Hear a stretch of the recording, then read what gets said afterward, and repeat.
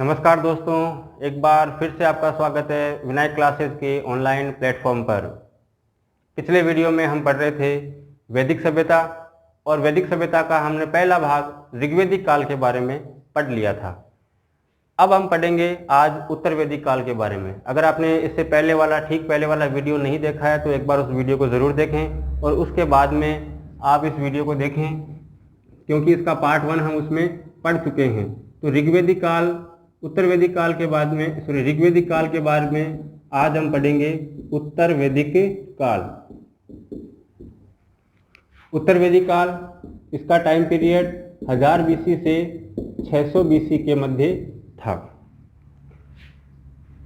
इसके बारे में हमें उत्तर वैदिक काल में हमें क्या पढ़ना है। हम आर्यों के बारे में पहले पढ़ चुके हैं इससे पहले वाले वीडियो में कि आर्य सबसे पहले सप्त सिंधु प्रदेश आए थे और वहां पर जो पहले से सिंधु घाटी सभ्यता विकसित थी उसको समाप्त किया और एक नवीन सभ्यता का निर्माण किया। ठीक है, आर्य कहाँ से आए थे तो इसके बारे में हम पढ़ चुके हैं। इतिहासकारों के इसमें अलग अलग मत हैं। सर्वाधिक प्रचलित जो मत है वो है मैक्स मूलर का, जो ये मानते हैं कि आर्य मध्य एशिया से आए थे। ये हम आर्यों के बारे में पढ़ चुके हैं। आर्यों की महत्वपूर्ण नदी के बारे में पढ़ चुके हैं। सिंधु नदी, सबसे पवित्र नदी सरस्वती नदी, ये भी हम पहले पढ़ चुके हैं। अब हमें यहाँ पर सीधा क्या पढ़ना है, तो हमें यहाँ की राजनीतिक, धार्मिक, आर्थिक और सामाजिक स्थिति के बारे में पढ़ना है। हमें यह पढ़ना है कि एक समय काल के बाद में इसकी परिस्थितियों में कितना अंतर आया। तो देखिए, उत्तर वैदिक काल से ही कुछ न कुछ सामाजिक बुराइयां जो है वो आना प्रारंभ हो चुकी थी। ऋग्वैदिक काल में सबसे पहले देखिए हम पढ़ते हैं इसकी राजनीतिक स्थिति के बारे में। तो ऋग्वैदिक काल में हमने पढ़ा था कि जो राजा का पद होता था वो वंशानुगत नहीं था। राजा एक कबीलाई मुखिया था और कबीले के लोग किसी भी बुद्धिमान व्यक्ति को या सशक्त ताकतवर व्यक्ति को राजा नियुक्त कर देते थे। लेकिन उत्तर वैदिक काल आते आते अब राजा का जो पद है वो हो गया था वंशानुगत, यानी अब राजा का बेटा ही राजा बन सकता है। राजा का पद यहाँ पर वंशानुगत हो गया और साथ ही अब राजा होना एक गौरव की बात हो गई, यानी राजा का पद गौरवमयी हो गया। राजा का पद वंशानुगत हो गया, गौरवमयी हो गया, यानी whole and sole final decision होता था वो अब राजा का होता था। सभा और समिति नाम की जो संस्थाएं थी उनका प्रभाव कम हो गया था। यानी हमने पिछले वीडियो में पढ़ा था जो समिति होती थी वो राजा को परामर्श देने का कार्य करती थी, राजा को सलाह देती थी और राजा उसकी सलाह मानता भी था। लेकिन अब सभा और समिति का प्रभाव कम हो गया था, क्योंकि राजा का पद हो गया वंशानुगत, गौरवमयी और राजा खुद को ही सर्वशक्तिमान मानता था। तो ये यहाँ पर सामाजिक एक प्रकार की बुराई समय आ गई थी।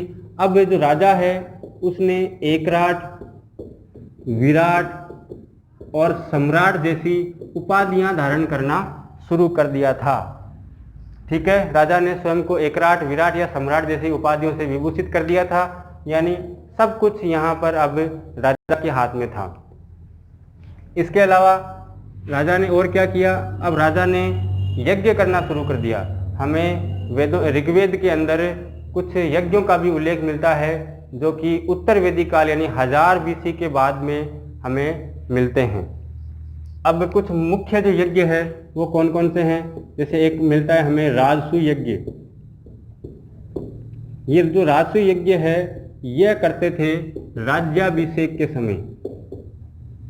राज्याभिषेक के समय राजसूय यज्ञ किया जाता था। हालांकि बाद में ये जो यज्ञ है ये प्रतिवर्ष करना प्रारंभ कर दिया था, लेकिन प्रारंभ में ये यज्ञ जो है मुख्य रूप से जब किसी राजा का राज्याभिषेक होता था, राज तिलक होता था, उसी समय किया जाता था। राजसूय यज्ञ के अलावा हमें एक और यज्ञ मिलता है अश्वमेध यज्ञ। अश्वमेध यज्ञ जो है ये होता था साम्राज्य विस्तार के लिए, यानी अपनी शक्ति का प्रदर्शन करने के लिए, अपने राज्य की सीमा को बढ़ाने के लिए इस प्रकार का यज्ञ किया जाता था। और तीसरा जो यज्ञ होता था वो था वाजपेय यज्ञ। वाजपेय यज्ञ, इस यज्ञ में क्या होता था, इस यज्ञ के अंदर एक प्रकार की रथ दौड़ होती थी और इस रथ दौड़ के अंदर राजा खुद भाग लेता था।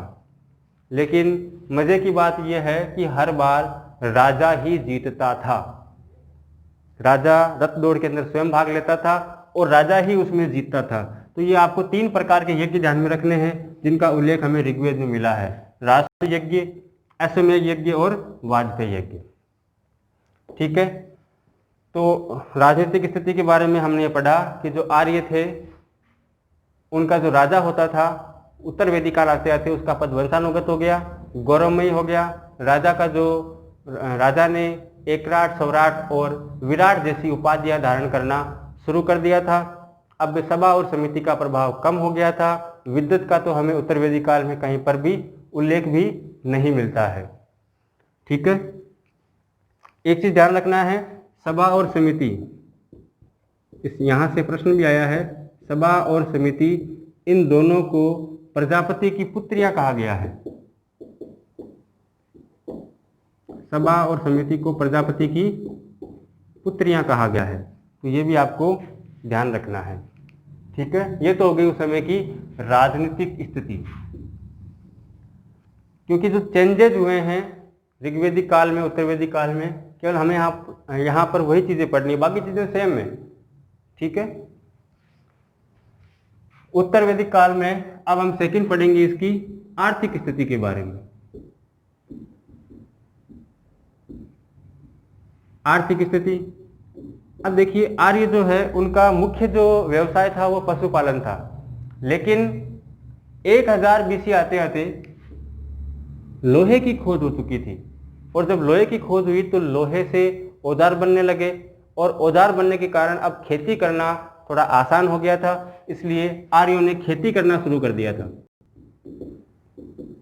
तो यहाँ पर इनको खेती से भी भारी मात्रा में अनाज प्राप्त होने लग गया था और खेती का यहाँ पर विकास होने लग गया था। पशुपालन तो ये करते थे, गाय और घोड़ा इनके प्रिय पशु थे। इसके अलावा ये व्यापार करते थे, और व्यापार वही वस्तु विनिमय द्वारा इनका व्यापार होता था। अब गाय और निष्क का प्रयोग हमने ऋग्वेदिक काल में पढ़ा था कि उस मुद्रा के रूप में गाय और निष्क का प्रयोग करते थे। हमने पढ़ा था ऋग्वेदिक काल में कि निष्क क्या है, निष्क है गले में पहनने वाला आभूषण, लेकिन उत्तर वैदिक काल आते आते निष्क जो है वो सिक्कों के रूप में इसका प्रयोग होना शुरू हो गया था। ठीक है, सिक्के के रूप, निष्क नाम के सिक्के बनने लग गए थे, और इन सिक्कों का प्रयोग व्यापार करने के लिए किया जाता था, मुद्रा के रूप में इनका प्रयोग किया जाता था। तो ये हो गई इस समय की आर्थिक स्थिति।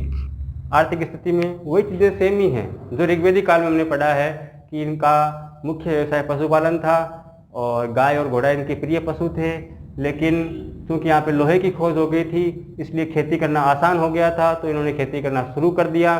खेती से इनको बहुत बड़ी संख्या में अनाज होने लग गया था। इसके अलावा व्यापार करते थे, व्यापार वस्तु विनिमय द्वारा होता था, और अब निष्क नाम के सिक्कों का यहाँ पर प्रचलन शुरू हो गया था जिसका प्रयोग ये व्यापार करने के लिए करते थे। एक मुख्य बात इसमें ध्यान रखना है कि अथर्ववेद के अंदर हमें टिड्डियों का उल्लेख मिलता है। टिड्डियों का उल्लेख हमें मिलता है अथर्ववेद के अंदर। तो ये प्रश्न भी बन सकता है कि टिड्डियों का उल्लेख हमें सबसे पहले कहाँ मिलता है, तो टिड्डियों का हमें उल्लेख सबसे पहले मिलता है अथर्ववेद के अंदर। तो ये हो गई इसकी राजनीतिक और आर्थिक स्थिति। राजनीतिक और सामाजिक स्थिति, आर्थिक स्थिति के बाद में अब हमें पढ़नी है इसकी सामाजिक स्थिति। एक तो हमें उस समय की सामाजिक स्थिति के बारे में पढ़ना है, और दूसरा हमें उस समय की धार्मिक स्थिति के बारे में पढ़ना है।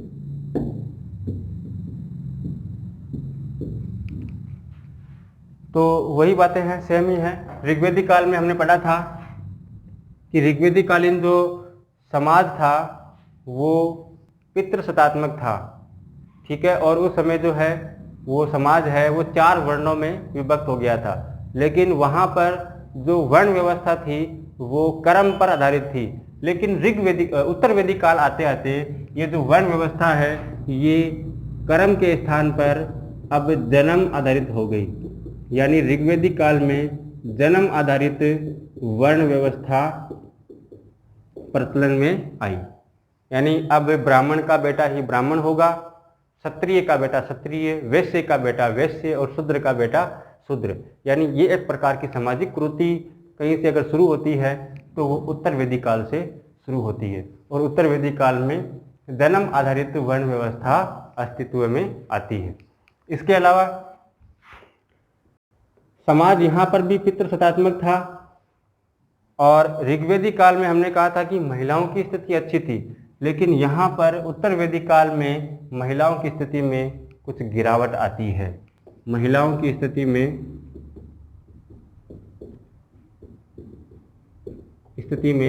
गिरावट आती है। हालांकि यहाँ पर भी महिलाओं को शिक्षा प्राप्त करने का अधिकार था, लेकिन फिर भी काफ़ी हद तक महिलाओं की स्थिति में गिरावट आती है। इस बात का पता हम इससे लगा सकते हैं कि अथर्ववेद के अंदर पुत्री के जन्म को दुखदायी बताया गया है। अथर्ववेद के अंदर पुत्री के जन्म को दुखदायी बताया गया है, जबकि एक संहिता है मैत्रायणी संहिता। मैत्रायणी संहिता के अंदर आपके स्त्री को शराब व जुए के समान बुराई बताया गया है।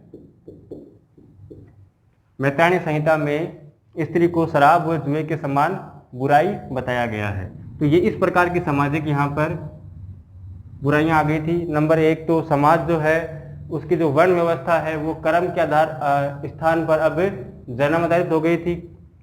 महिलाओं की स्थिति में गिरावट आ गई थी। महिलाओं की स्थिति में गिरावट कैसे आ गई थी कि पुत्री के जन्म को अब दुखदायी बताया गया है अथर्ववेद के अंदर, और मैत्रायणी संहिता में स्त्री को शराब व जुए के समान बुराई बताया गया है। यानी जिस प्रकार से व्यक्ति को शराब और जुए से दूर रहना चाहिए, ये एक प्रकार की बुराई है, उसी प्रकार स्त्री से भी दूर रहना चाहिए। स्त्री को भी एक प्रकार की बुराई यहाँ पर बताया गया है। इसके अलावा शूद्रों को शिक्षा प्राप्त करने का अधिकार, शिक्षा का अधिकार नहीं था। उपनयन संस्कार का अधिकार शूद्रों को प्राप्त नहीं था। तो ये सामाजिक बुराइयां जो है उत्तर वैदिक काल आते आते आने लग गई थी। सामाजिक स्थिति के बाद में इसका अंतिम पॉइंट है इसकी धार्मिक स्थिति। तो ऋग्वेदिक काल में हमने पढ़ा था कि उस समय प्राकृतिक बहुदेववाद में विश्वास करते थे, और उनके जो महत्वपूर्ण देवता थे उसमें नंबर एक पे इंद्र, फिर अग्नि और फिर वरुण।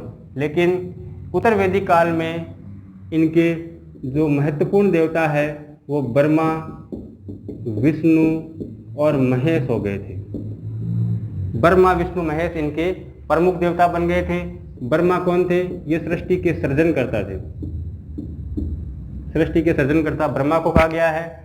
विष्णु को कहा गया है पालनहार, जबकि महेश यानी शिव को कहा गया है संहारक।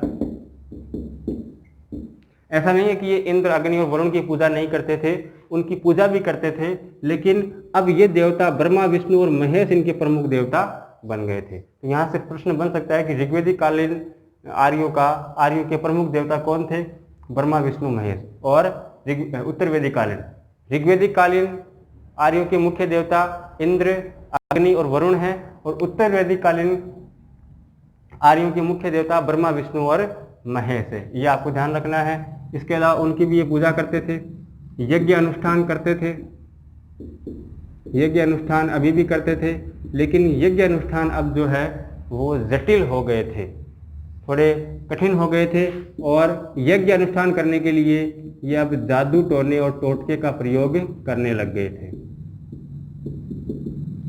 जादू टोने और टोटके का ये प्रयोग करते थे। ठीक है, वही योग प्राणायाम करते थे। सारी बातें वही है जो कि हमने उसमें पढ़ी थी। केवल अलग जो इसमें यह है वो यही है कि ब्रह्मा, विष्णु और महेश इनके प्रमुख देवता अब बन गए थे। तो ये हो गया उत्तर वैदिक काल। तो इस प्रकार हमने ऋग्वेदिक काल और उत्तर वैदिक काल दोनों के बारे में पढ़ा, और वैदिक सभ्यता के बारे में हमने जाना। ठीक है, धन्यवाद। अगले वीडियो में हम एक नए टॉपिक के साथ वापस मिलेंगे। तब तक के लिए बहुत बहुत धन्यवाद।